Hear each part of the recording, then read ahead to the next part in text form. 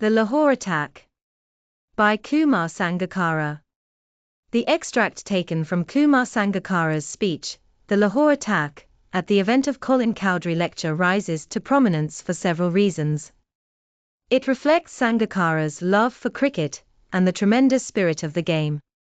Besides, his narrative radiates passion, zest, of Sri Lankans for cricket, and the close-knit bond between cricketers and their fans. This is not merely a narrative of cricket. It also emerges as a depiction of horrors and terrors of violence, and how Sri Lankan cricket team has risen to the tense situation in a spate of terrorist attacks in Lahore. Sangakkara brings the particulars of the ongoing, prevailing, conflict situation in Sri Lanka into the spotlight of his audience. Though he himself remotely experienced violence, he depicts the predicament of the military personnel who were engaged in a hard battle against terrorism, and the inhabitants of the conflict-ridden northern and eastern regions. He voices the scale of violence experienced first-hand in Lahore and its immediate aftermath. He is compelled to draw parallels between his own tragedy with that routinely experienced by people who inhabited the landscapes battered by violence. Until the speaker got personally affected by violence, he had been quite unconcerned about their existential realities. He ventures to visualize the unfolding scenario with his diction that reflects his oracy. Lying on top of each other, he groans in pain. Bullets all flying around him. He holds his blood-soaked chest, etc.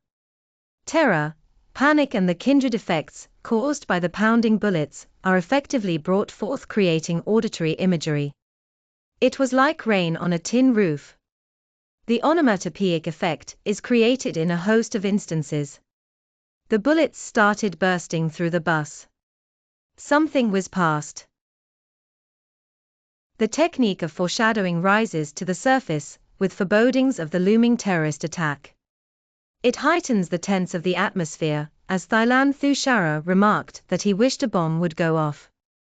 Besides, tremendous sacrifices made by soldiers are contrasted against Sangakkara's own illustrious cricketing career. There was a new respect and awe for their courage and selflessness. According to Sangakkara, it is the very Sri Lankan spirit that runs in their veins that helps them master, overcome fears and build resilience. The fact that they are not terror-stricken by the Lahore attack bears testimony to that. The essence of this patriotic fervor is captured through the following. We are Sri Lankan, and we are tough, and we will get through hardship, and we will overcome, because our spirit is strong. Furthermore, true spirit of cricket is embodied by the spontaneous reaction of the Sri Lankan cricket team to the attack.